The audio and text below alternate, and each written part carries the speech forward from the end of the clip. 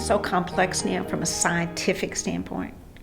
You need to start this with some type of philosophy. Like, what's your philosophy toward human research protection?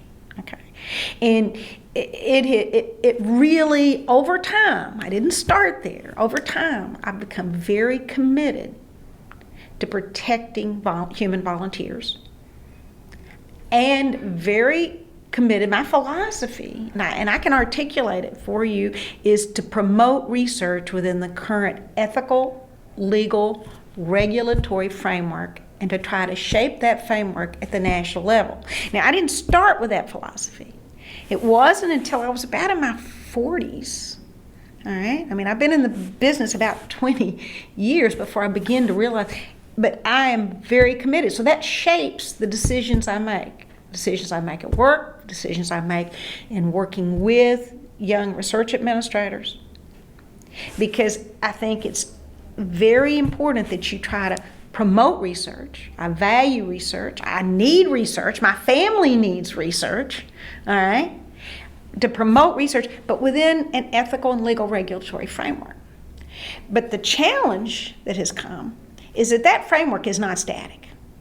That's change work. It changes. And even in some areas, like, it'll get really restrictive, and then in other areas, suddenly it opens up.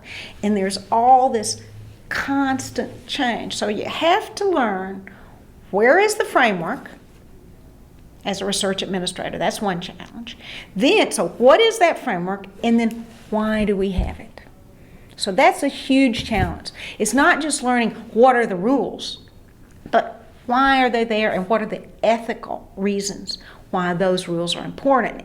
And once the research administrator begins to get that and can explain not just the what, but also the why, it really, you can be much more effective in helping the system, helping protect subjects, and facilitating research. So you got the what and the why. And then the next challenge is having the patience to apply it. And this isn't true. This may surprise you, but I have a quote that I keep in my office, and it's by Mark Twain. Okay. And it goes, "We are all ignorant. It's just about different subjects." Okay, so I'm not a surgeon. I don't have a PhD in biochemistry. And many of these researchers know so much that I don't know, and I admire what they can do.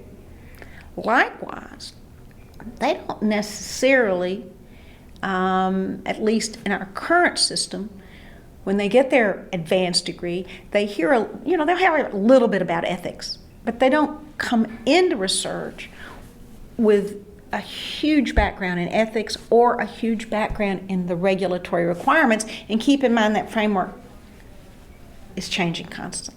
So I think the challenge is learning the what, understanding the why, being able to communicate that effectively and patiently, all right? Not to assume that, well, how can they not understand that? Well, why can't I understand how to do surgery? There's this interplay. That's, all right, that was my philosophy, and I think research administrators need to recognize that they develop a philosophy. Since I'm director of the office at the University of Kentucky, it is also the University of Kentucky's, that's my mission statement for my office. You have little pins that you pass. You were very succinct when you stated that. Yeah, it's something that every new employee in my office is told, that we're there to promote research within this ethical, legal, regulatory framework, and that we shape it at the national level. And that's a lot of Ada Sue's personality. But luckily, my husband, Steve Selwitz, has been very supportive of me being this committed and spending all the extra time. And the University of Kentucky has been willing to allow me to try to shape the framework, not just at the University of Kentucky level, but at the national level, and I'm grateful for both of those. But yes, that translates into customer service. That translates into, within that framework, and we've got to always, that framework represents what we're doing to protect our human volunteers. But within that framework, we can bend over backwards to try to not put up unnecessary, bureaucratic, silly barriers that really do nothing to protect human subjects and just slow down research.